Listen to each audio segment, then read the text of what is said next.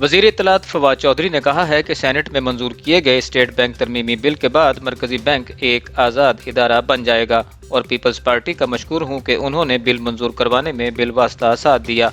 लाहौर में मीडिया से गुफ्तगू करते हुए वफाकी वजीर इत्तलात का कहना था कि सियासी तौर पर अपोजिशन की शिकस्त में एक और इजाफा हुआ है। अपोजिशन जो कौमी असम्बली में अदम एतमाद का वोट लाने का ख्वाब देख रही थी, उनका ख्वाब इस ऐवान में भी पूरा नहीं हुआ जहाँ उनकी नाम नेहाद अक्सरियत है। उन्होंने कहा कि दस्तावेजात में देखा जाए तो सेनेट में अपोजिशन की अक्सरियत है, लेकिन वो वहाँ से भी किसी बिल को मंजूर होने से नहीं रोक सकते। उन्होंने शायराना अंदाज में कहा कि ये बाजू हमारे आजमाए हुए हैं, अगर 2-4 चैनल इनको लिफ्ट ना करवाएं तो इन बेचारों की कोई पॉलिसी भी नहीं है, और अगर आप अपनी सियासत ना तरतीब दे सकें तो यही होता है जो अपोजिशन के साथ हुआ है। उनका कहना था कि इस बुरी शिकस्त के बाद मुझे यकीन है कि अब वो सुकून से होंगे और कुछ दिन बेहतर गुजर जाएंगे, क्योंकि उनको परेशानी हो रही थी कि पाकिस्तान की सियासत में हंगामा खड़ा कर देंगे, लेकिन आज की शिकस्त ने इनकी सियासी तबाही पर मोहर लगा दी है।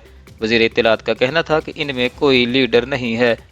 मुस्लिम लीग नून में आपने देखा है कि क़यादत की लड़ाई जारी है, इसी तरह पीपल्स पार्टी में भी किसी को कुछ नहीं मालूम कि उन्हें क्या बोलना है, और मौलाना फजलुर रहमान को कभी पीपीपी तो कभी मुस्लिम लीग नून पकड़ लेती है। उन्होंने कहा कि ये मुंतशिर अपोजिशन नाकारा हिकमत अमली के नतीजे में एक और शिकस्त अपोजिशन का मुकद्दर बनी है, और हुकूमत ने और PTI ने एक बार फिर अपनी बरतरी सेनेट में भी साबित कर दी है। ये साबित हुआ है कि इमरान खान चाहे अकेले ही एक तरफ हों, फिर भी बाकी सारी अपोजिशन जमातें इनके आगे ढेर हैं। सेनेट में मंजूर किए जाने वाले बिल पर अवाम को मुबारकबाद देते हुए उन्होंने कहा कि बिल में मरकजी बैंक को आज़ाद इदारा करार देते हुए इस पर से सियासी दबाव खत्म किया है और इसके लिए एक बोर्ड तश्कील दिया गया है जो आज़ादाना काम करेगा। एक सवाल के जवाब में उनका कहना था कि नए पाकिस्तान का ख्वाब शख्सियात पर नहीं बल्कि पाकिस्तानियों के ख्वाबों पर इन्हिसार करता है, और पाकिस्तान के लोगों ने इस ख्वाब को पूरा करने के लिए इमरान खान को चुना है। नए पाकिस्तान का ख्वाब इमरान खान की क़यादत में पूरा होगा। इनका कहना था